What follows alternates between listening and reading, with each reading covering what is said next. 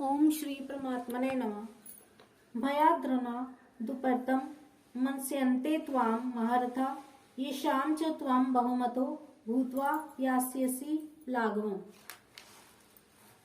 तू ऐसा समझता है कि मैं तो केवल अपना कल्याण करने के लिए युद्ध से उपरत हुआ हूँ, परंतु अगर ऐसी ही बात होती और युद्ध को तू पाप समझता तो पहले ही एकांत में रहकर भजन स्मरण करता और तेरी युद्ध के लिए प्रवृत्ति भी नहीं होती, परंतु तू एकांत में न रहकर युद्ध में प्रवृत्त हुआ है।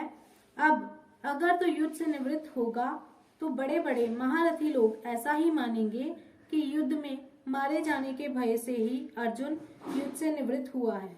अगर वह धर्म का विचार करता तो युद्ध से निवृत्त नहीं होता, क्योंकि युद्ध करना क्षत्रिय का धर्म है। अतः वह मरने के भय से ही युद्ध से निवृत्त हो रहा है। भीष्म, द्रोणाचार्य, कृपाचार्य, शल्य आदि जो बड़े बड़े महारथी हैं, उनकी दृष्टि में तो बहुमान्य हो चुका है, अर्थात उनके मन में ये एक विश्वास है कि युद्ध करने में नामी शूरवीर तो अर्जुन ही है। वह युद्ध में अनेक दैत्यों, देवताओं, गंधर्वों आदि को हरा चुका है। अगर अब तो युद्ध से निवृत्त हो जाएगा तो उन महारथियों के सामने तू लघुता को प्राप्त हो जाएगा, अर्थात उनकी दृष्टि में तू गिर जाएगा। अवाच्य वादांशच बहुन विदिश्यन्ति तवाहिता निंदनस्त्व समर्थ्य ततो दुखतरम नु किम। अहित नाम शत्रु का है, अहित करने वाले का है। तेरे जो दुर्योधन, दुशासन, कर्ण आदि शत्रु हैं, तेरे वैर ना रखने पर भी वे स्वयं तेरे साथ वैर रखकर तेरा अहित करने वाले हैं। वे तेरी सामर्थ्य को जानते हैं कि ये बड़ा भारी शूरवीर है। ऐसा जानते हुए भी वे तेरी सामर्थ्य की निंदा करेंगे कि ये तो हिजड़ा है। देखो, ये युद्ध के मौके पर हो गया ना अलग। क्या ये हमारे सामने टिक सकता है? क्या ये हमारे साथ युद्ध कर सकता है? इस प्रकार तुझे दुखी करने के लिए, तेरे भीतर जलन पैदा करने के लिए न जाने कितने ना कहने लायक वचन कहेंगे। उनके वचनों को तू कैसे सहेगा?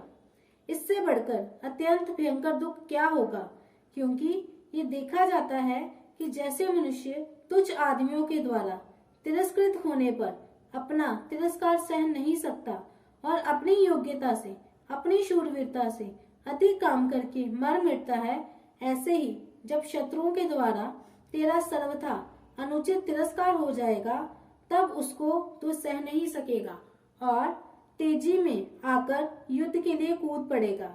तेरे से युद्ध किए बिना रहा नहीं जाएगा। अभी तो तू युद्ध से उपरत हो रहा है, पर जब तू समय पर युद्ध के लिए कूद पड़ेगा तब तेरी कितनी निंदा होगी।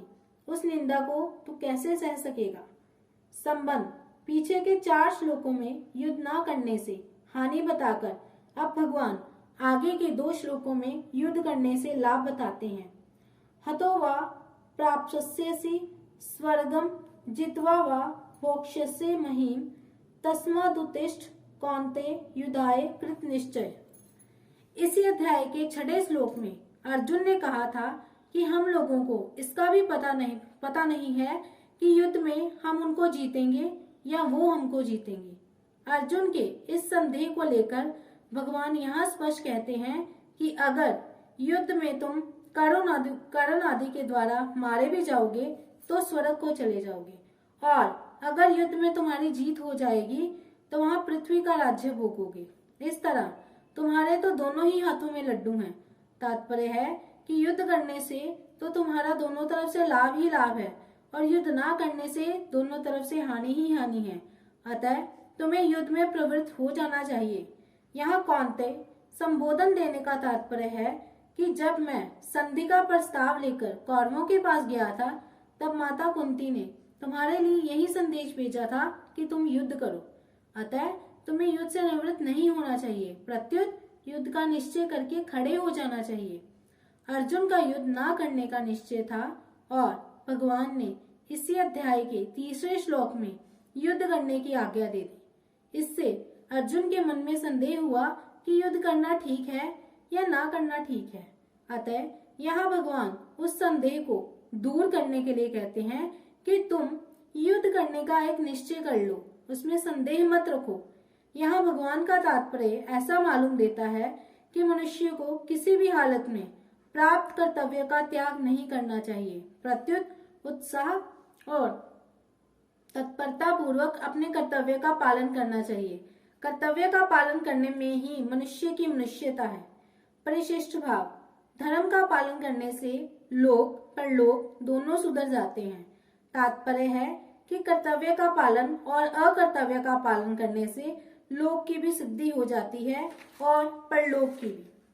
सुख दुखे समय कृत्वा लाभा लाभो जया जयो ततो युधाय युज्यस्व नैवं पापम वापस्यसि। अर्जुन को यह आशंका थी कि युद्ध में कुटुंबियों को मारने से हमारे को पाप लग जाएगा, पर भगवान यहाँ कहते हैं कि पाप का हेतु युद्ध नहीं है, प्रत्युत अपनी कामना है। अतः कामना का त्याग करके तू युद्ध के लिए खड़ा हो जा।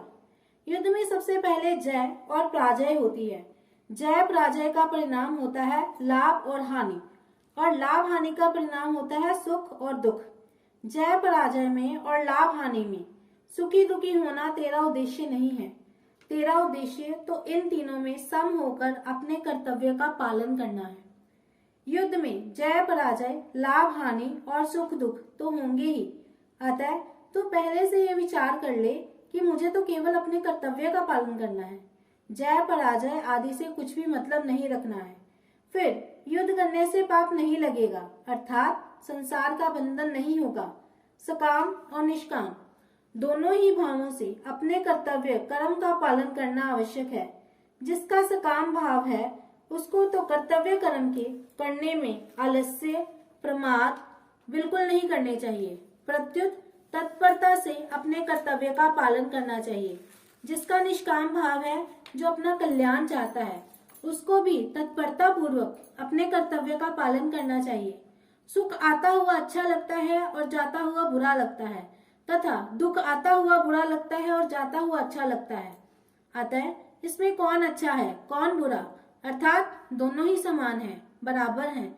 इस प्रकार सुख दुख में समबुद्धि रखते हुए तुझे अपने कर्तव्य का पालन करना चाहिए।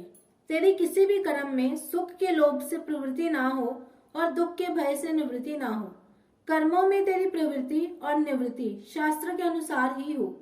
यहाँ पाप शब्द पाप और पुण्य दोनों का वाचक है, जिसका फल है स्वर्ग और नरक की प्राप्ति रूप बंधन, जिससे मनुष्य अपने कल्याण से वंचित रह जाता है और बार बार जन्मता मरता रहता है।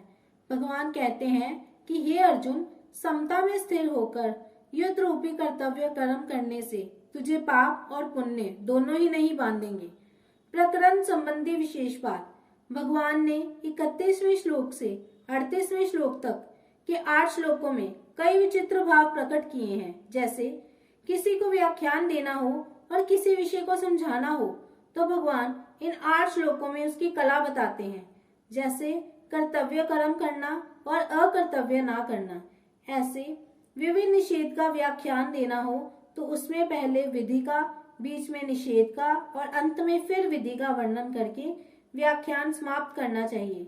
भगवान ने भी यहाँ पहले 31वें 32वें 2 श्लोकों में कर्तव्य कर्म करने से लाभ का वर्णन किया, फिर बीच में 33वें श्लोक से 36वें श्लोक तक के 4 श्लोकों में कर्तव्य कर्म ना करने से हानि का वर्णन किया और अंत में 37वें श्लोक 38वें श्लोक में कर्तव्य कर्म करने से लाभ का वर्णन करके कर्तव्य कर्म करने की आज्ञा दी। पहले अध्याय में अर्जुन ने अपनी दृष्टि से जो दलीलें दी थी उनका भगवान ने इन 8 श्लोकों में समाधान किया है। जैसे अर्जुन कहते हैं, मैं युद्ध करने में कल्याण नहीं देखता हूँ, तो भगवान कहते हैं क्षत्रिय के लिए धर्ममय युद्ध से बढ़कर दूसरा कोई कल्याण का साधन नहीं है। अर्जुन कहते हैं युद्ध करके हम सुखी कैसे होंगे, तो भगवान कहते हैं जिन क्षत्रियों को ऐसा युद्ध मिल जाता है वे ही क्षत्रिय सुखी हैं।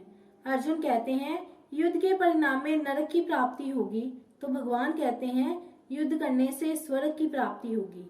अर्जुन कहते हैं युद्ध करने से पाप लगेगा, तो भगवान कहते हैं युद्ध ना करने से पाप लगेगा। अर्जुन कहते हैं युद्ध करने से परिणाम में धर्म का नाश होगा, तो भगवान कहते हैं युद्ध ना करने से धर्म का नाश होगा। अर्जुन का ये आग्रह था कि युद्ध रूपी घोर कर्म को छोड़कर भिक्षा से निर्वाह करना मेरे लिए श्रेयस्कर है। तो उनको भगवान ने युद्ध करने की आज्ञा दी और उद्धव जी के मन में भगवान के साथ रहने की इच्छा थी, तो उनको भगवान ने उत्तराखंड में जाकर तप करने की आज्ञा दी। इसका तात्पर्य ये हुआ कि अपने मन का आग्रह छोड़े बिना कल्याण नहीं होता। वह आग्रह चाहे किसी रीति का हो, पर वह उद्धार नहीं होने देता। भगवान ने इस अध्याय के दूसरे 30 श्लोकों में जो बातें संक्षेप से कही थी, उन्हीं को यहाँ विस्तार से कहा है। जैसे वहां अनार्य जुष्टम कहा तो यहाँ धर्म आदि युदाचे श्यंत कहा, वहां अस्वर्गम कहा तो यहाँ स्वर्ग द्वार म पार्वतम कहा, वहां अकीर्ति क्रम कहा तो यहाँ अकीर्तिम चापी भूतानी कथयिष्यन्ति तेव्याम कहा, वहां युद्ध के लिए आज्ञा दी त्यक्तोविष्ट परंतप, तो वहां वही आज्ञा यहाँ देते हैं ततो युधायुजुस्सु परिशिष्ट भाव। गीता व्यवहार में परमार्थ की विलक्षण कला बताती है, जिससे मनुष्य प्रत्येक परिस्थिति में रहते हुए और शास्त्र विहित सब तरह का व्यवहार करते हुए भी अपने कल्याण कर सके। अन्य ग्रंथ जो प्राय ये कहते हैं कि अगर अपना कल्याण चाहते हो तो सब कुछ त्याग कर साधु हो जाओ, एकांत में चले जाओ, क्योंकि व्यवहार और परमार्थ दोनों एक साथ नहीं चल सकते। परंतु गीता कहती है कि आप यहाँ हैं, जिस मत को मानते हैं, जिस सिद्धांत को मानते हैं, जिस धर्म, संप्रदाय, वर्ण, आश्रम आदि को मानते हैं, उसी को मानते हुए गीता के अनुसार चलो तो कल्याण हो जाएगा। एकांत में रहकर वर्षों तक साधना करने पर ऋषि मुनियों को जिस तत्व की प्राप्ति होती थी, उसी तत्व की प्राप्ति गीता के अनुसार व्यवहार करते हुए हो जाएगी। सिद्धि असिद्धि में सम रहकर निष्काम भाव पूर्वक कर्तव्य कर्म करना ही गीता के अनुसार व्यवहार करना है। युद्ध से बढ़कर घोर परिस्थिति और प्रवृत्ति और क्या होगी? तब जब युद्ध जैसी घोर परिस्थिति और प्रवृत्ति में भी मनुष्य अपना कल्याण कर सकता है, तो फिर ऐसी कौन सी परिस्थिति और प्रवृत्ति होगी जिसमें रहते हुए मनुष्य अपना कल्याण ना कर सके?